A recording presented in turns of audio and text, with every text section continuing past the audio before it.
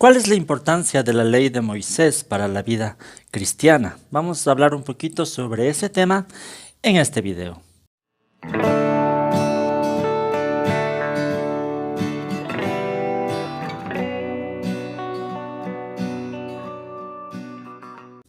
Saludos con todos, queridos amigos y hermanos. Bienvenidos a Cibersaulo, mi canal. Mi nombre es Hugo Vázquez y después de algunos días de ausencia estoy aquí nuevamente para continuar con este curso de la Epístola a los Romanos que hemos llamado Romanos verso por verso porque estamos analizando de manera sistemática cada uno de los versículos de la Epístola a los Romanos. En esta ocasión hemos llegado ya al capítulo 7 de Romanos y en este video vamos a analizar los versículos desde el 7 hasta el 25. En capítulos anteriores Pablo habló mucho acerca de la justificación solamente por la fe, por la gracia de Dios, y habló también que incluso el proceso de santificación, de llegar un poco más a ser como Jesús, tampoco es por obedecer a la ley, sino es también por seguir al Espíritu de Dios. Entonces surge la pregunta, ¿cuál es el papel de la ley en la vida cristiana? Y de eso vamos a hablar en este video. Leamos primero los versículos del capítulo 7, los versículos desde el 7 hasta el 13. Dice el apóstol Pablo: ¿qué concluiremos? ¿Que la ley es pecado? De ninguna manera. Sin embargo, si no fuera por la ley, no me habría dado cuenta de lo que es pecado. Por ejemplo, nunca habría sabido yo lo que es codiciar si la ley no hubiera dicho no codicies. Pero el pecado, aprovechando la oportunidad que le proporcionó el mandamiento, despertó en mí toda clase de codicia. Porque aparte de la ley, el pecado está muerto. En otro tiempo yo tenía vida aparte de la ley, pero cuando vino el mandamiento, cobró vida el pecado y yo morí. Se me hizo evidente que el mismo mandamiento que debía haberme dado vida me llevó a la muerte, porque el pecado se aprovechó del mandamiento, me engañó y por medio de él me mató. ¿Qué concluimos, pues? ¿Que la ley es santa y que el mandamiento es santo, justo y bueno?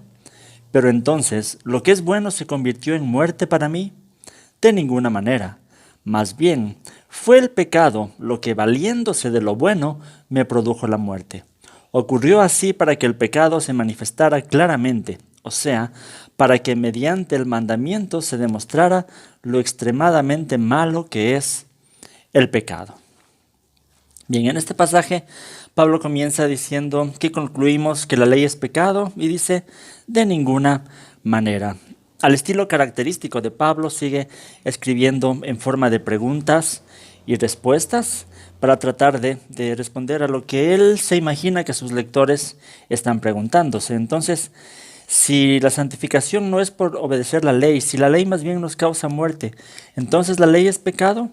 Pero Pablo nuevamente responde de ninguna manera e inmediatamente pasa a dar las razones. Y pone un ejemplo en base al 10º mandamiento que dice no codiciar. Dice, por ejemplo, nunca habría sabido lo que es codiciar si la ley no hubiera dicho no codicies. Y por eso dice, pero el pecado, aprovechando la oportunidad que le proporcionó el mandamiento, despertó en mí toda clase de codicia, porque aparte de la ley el pecado está muerto. Entonces, lo que Pablo argumenta aquí es que el problema no está en la ley, el problema está en el pecado que habita en la naturaleza humana. Y el pecado se aprovecha de la ley, se aprovecha de esta oportunidad y dice, despierta en nosotros toda clase de codicia. Es decir, el problema está en la naturaleza humana. Agustín de Hipona decía en su libro Confesiones que una vez en su juventud robó unas peras con sus amigos, pero dice que no lo hizo porque tuviera hambre, dice que ni siquiera le gustaba el sabor de las peras, que las peras que robaron terminaron alimentando a una piara de cerdos. Pero San Agustín concluye que no era la fruta lo que le daba el placer, sino el delito mismo. Era el pecado lo que le daba sabor a las peras, decía San Agustín. Entonces, lo que San Agustín quiere mostrarnos en este relato es que parece ser parte de la naturaleza humana el que a veces deseamos precisamente lo prohibido solamente por el hecho de ser prohibido. Es decir, el hecho de que haya un mandamiento que lo prohíba ya despierta en nosotros el deseo de hacer tal o cual cosa. Entonces, ese es el problema. No está el problema en el mandamiento, está el problema en la naturaleza humana. Luego Pablo dice: en otro tiempo yo tenía vida aparte de la ley, pero cuando vino el mandamiento cobró vida el pecado y yo morí. Este es un versículo un poco controversial. Los estudiosos no se han puesto de acuerdo qué es lo que Pablo quiere expresar así aquí, porque Pablo dice: en otro tiempo yo tenía vida aparte de la ley. La pregunta que se hacen los estudiosos es: ¿en qué tiempo Pablo tenía vida aparte de la ley? El versículo se divide en tres partes. Dice: antes tenía vida aparte de la ley, luego vino la ley y el mandamiento, y tercero, el pecado cobró vida y dice Pablo murió. Entonces la pregunta es: ¿cuándo Pablo tenía vida aparte de la ley? Algunos estudiosos dicen que se refería a su infancia, antes del Bar Mitzvah, en donde era la ceremonia en donde los judíos se comprometían con la ley de Dios. Sin embargo, no podemos aseverar algo así, porque en la infancia obviamente Pablo debía haber conocido también la ley, porque los judíos estudiaban la ley desde muy niño. Entonces no sabemos cuándo se refiere Pablo que tenía vida aparte de la ley. Una interpretación del texto un poco más adecuada sería que tal vez Pablo está relatando una experiencia existencial. Cuando él dice que él tenía vida antes de la ley, tal vez se refería en algún tiempo donde él, como un judío cualquiera, él se autojustificaba y pensaba que tenía vida solo por cumplir ciertos reglamentos externos. Pero tal vez en algún momento él experimentó alguna conversión a este judaísmo de tipo fariseo, en donde se dio cuenta de las demandas reales de la ley, y tal vez ahí se dio cuenta de que no podía cumplir esas demandas de la ley, y entonces, como él dice, espiritualmente fue consciente de su muerte. Entonces tal vez se refería más a una experiencia existencial de que antes de comprender las implicaciones de la ley, él experimentaba que tenía vida, pero al comprender las implicaciones reales de la ley, se dio cuenta que tal vez estaba muerto espiritualmente. Luego dice Pablo: se me hizo evidente que el mismo mandamiento que debía haberme dado vida me llevó a la muerte, porque el pecado se aprovechó del mandamiento, me engañó y por medio de él me mató. Y aquí muchos podrían comprender que entonces, por lo tanto, la ley es mala, pero Pablo explica que no es la ley, sino el pecado que habita en nosotros lo que nos llevó a la muerte. Y que el propósito de la ley es guiarnos a la voluntad de Dios, es decir, llevarnos a la vida. La misma idea va a desarrollar posteriormente en los versículos 12 y 13, ¿no? Donde dice: concluimos pues que la ley es santa, que el mandamiento es santo, justo y bueno. Y el problema es del pecado que habita en nosotros, que se vale de ese mandamiento para darnos muerte espiritual. Bien, después de dejar claro esta idea de que la ley es buena, la ley sirve para mostrarnos el pecado, mostrarnos nuestras fallas. Después de eso, Pablo empieza una sección en donde profundiza un poco más precisamente en el problema de la naturaleza humana, en el problema del pecado. Esto está en los versículos del 14 al 25 del capítulo 7, y es una sección muy importante que a veces ha presentado algunos problemas también a los intérpretes. Vamos a leer este texto. Sabemos, en efecto, que la ley es espiritual, pero yo soy meramente humano y estoy vendido como esclavo al pecado. No entiendo lo que me pasa, pues no hago lo que quiero, sino lo que aborrezco. Ahora bien, si hago lo que no quiero, estoy de acuerdo en que la ley es buena. Pero, en ese caso, ya no soy yo quien lo lleva a cabo, sino el pecado que habita en mí. Yo sé que en mí, es decir, en mi naturaleza pecaminosa, nada bueno habita. Aunque deseo hacer lo bueno, no soy capaz de hacerlo. De hecho, no hago el bien que quiero, sino el mal que no quiero. Y si hago lo que no quiero, ya no soy yo quien lo hace, sino el pecado que habita en mí. Así que descubro esta ley, que cuando quiero hacer el bien, me acompaña el mal, porque en lo íntimo de mi ser me deleito en la ley de Dios, pero me doy cuenta de que en los miembros de mi cuerpo hay otra ley que es la ley del pecado. Esta ley lucha contra la ley de mi mente y me tiene cautivo. Soy un pobre miserable. ¿Quién me librará de este cuerpo mortal? Gracias a Dios por medio de Jesucristo nuestro Señor. En conclusión, con la mente yo mismo me someto a la ley de Dios, pero mi naturaleza pecaminosa está sujeta a la ley del pecado. Bien, en esta sección Pablo comienza diciendo: sabemos en efecto que la ley es espiritual, pero yo soy meramente humano y estoy vendido como esclavo al pecado. La conclusión del pasaje anterior fue que la ley es espiritual, es decir, tiene un origen divino, la ley es buena, pero Pablo dice que él es meramente humano.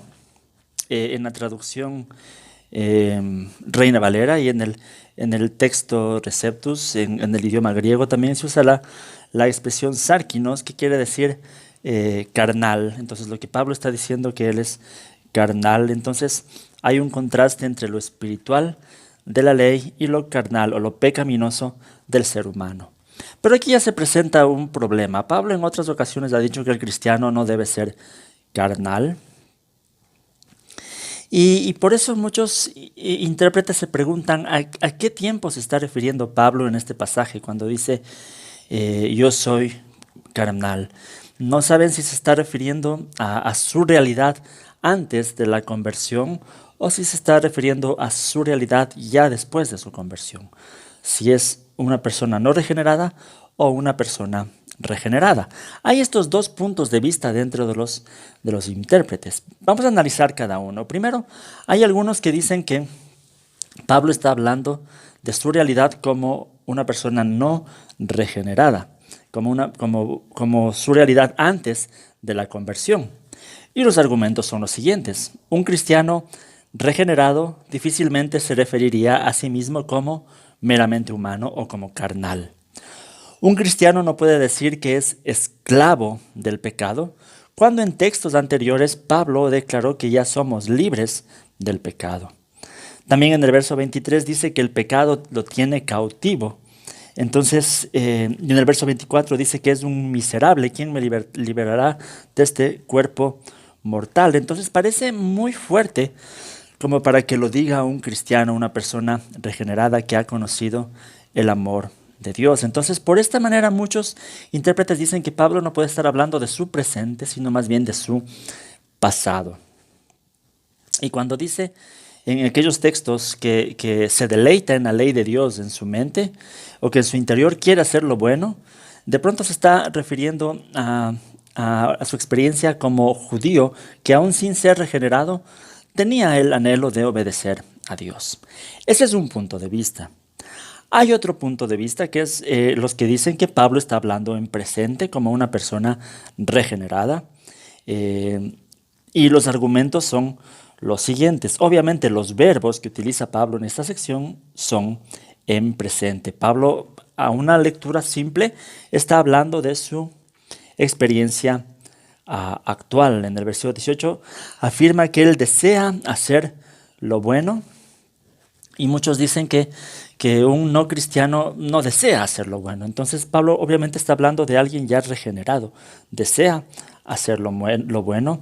De igual manera dice que quiere hacer el bien. En el versículo 22 dice que se deleita en la ley de Dios, y entonces muchos estudiosos dicen que un no regenerado no se puede deleitar en la ley de Dios. También en el verso 23 dice que la ley de Dios está en su mente, algo que solamente podría sucederle a un cristiano. Entonces, desde esta perspectiva, se afirma que lo que Pablo relata es su experiencia actual de lucha en contra del pecado, y de una manera general la experiencia de un cristiano. Y se argumenta que en los pasajes en los que Pablo dice que es esclavo del pecado o miserable de mí, son solamente exclamaciones emocionales, que aunque no sean ciertas, es lo que un verdadero cristiano siente al confrontarse con las exigencias de la palabra de Dios. Tenemos estos dos puntos de vista. Como digo, que los estudiosos no se ponen de acuerdo. Yo quisiera presentar una solución propuesta y es un poco pensando en el tema de la regeneración. Cuando pensamos en la regeneración, podemos pensarlo también en dos perspectivas. Una es una perspectiva ontológica, que quiere decir que cuando somos regenerados lo que Dios cambia es todo nuestro ser, de manera que cuando hacemos el bien, lo hacemos porque ahora queremos hacer el bien, porque ya somos diferentes, porque ya podemos hacer el bien, porque Dios nos cambió. Esa es una perspectiva ontológica de la regeneración. Entonces, desde esa perspectiva, obviamente, cuando Pablo habla en estos textos, debe estar refiriéndose a una persona antes de su regeneración, porque ya después de su regeneración ya no podría hablar de esa forma. Pero existe otra perspectiva sobre la regeneración, que es la perspectiva axiológica, que quiere decir que Dios no es que cambia nuestra esencia, sino lo que cambia es nuestra forma de ser a medida que estamos unidos a Cristo. Por estar unidos a Cristo, Él cambia nuestra forma de ser. Desde esa perspectiva, no es de nosotros que hacemos el bien, no es de nosotros que sale el bien, nuestra naturaleza sigue siendo la misma naturaleza pecaminosa, pero a medida que estamos unidos a Cristo, Él produce el bien en nosotros. Entonces, desde esta perspectiva podemos entender que cuando Pablo habla, puede estar hablando en presente en este texto, y cuando dice en mí, es decir, en mi naturaleza pecaminosa nada bueno habita. En mi carne, sigo siendo esclavo al pecado. Yo soy un simple carnal. Pero al estar unido a Cristo, su mente se deleita en la ley de Dios. Entonces, está hablando Pablo de una experiencia en presente, pero en su naturaleza. Pero como cristianos, ya no vivimos en nuestra naturaleza, sino que vivimos unidos a Jesús, que Él nos capacita para hacer lo bueno. Entonces, yo lo pensaría desde esa manera, teniendo en cuenta estas dos formas de entender la regeneración, una forma ontológica y una forma axiológica. Tal vez, no sé si me estoy haciendo entender sobre estos términos y estos temas, pero si tienen más preguntas pueden dejarlo aquí en la cajita de comentarios para tratar de explicarme un poquito más sobre este tema. Entonces, así sí podríamos aplicar este texto en presente a las luchas espirituales que tenemos todo cristiano, recordando que sirve para no desanimarnos, sino para recordar que no luchamos solos, sino que es Dios el que lucha en nosotros. Por eso es que en la próxima lección veremos que en el capítulo 8 inmediatamente se menciona al Espíritu Santo como parte integral de nuestra santificación. Entonces, hasta aquí podemos quedarnos con estos versículos. Repito nuevamente, si hay más inquietudes, más preguntas, pueden dejarlo aquí en la cajita de comentarios para seguir profundizando sobre estos temas. Quería comentarles algo importante, y es que he terminado ya de escribir el libro que se llama Romanos verso por verso, en el cual están basadas todas estas lecciones. Está en base a un curso que he dictado ya muchos años en el Centro de Capacitación Bíblica de la misión donde yo trabajo, y ya está listo este librito. Entonces, próximamente va a estar disponible en la plataforma de Amazon para que se lo pueda comprar tanto en su versión impresa como también en digital en Amazon Kindle. Díganme si estarían interesados en adquirirlo. Estoy buscando algunas otras formas de reproducirlo también, no solamente con Kindle, sino en otros formatos digitales. Díganme cómo les interesaría más adquirir este librito. Y bien, hasta aquí esta lección. Quería comentarles que se me ha hecho muy difícil en estos últimos días subir videos. Estoy atravesando una crisis un poco dura, familiar, con cuestiones de salud. Si me siguen en las redes sociales sabrán un poquito más a quién me refiero. Entonces, si quieren estar más en contacto, síganme en las redes sociales, especialmente en el Instagram, donde estoy usando mucho y compartiendo muchas cosas en este tiempo. Síganme en el blog, que es cibersaulo.net. Y sí, tengo algunos otros proyectos que ya les voy a estar comentando. Pero yo estoy muy agradecido porque están viendo estos videos. Muchas gracias. Que el Señor les bendiga.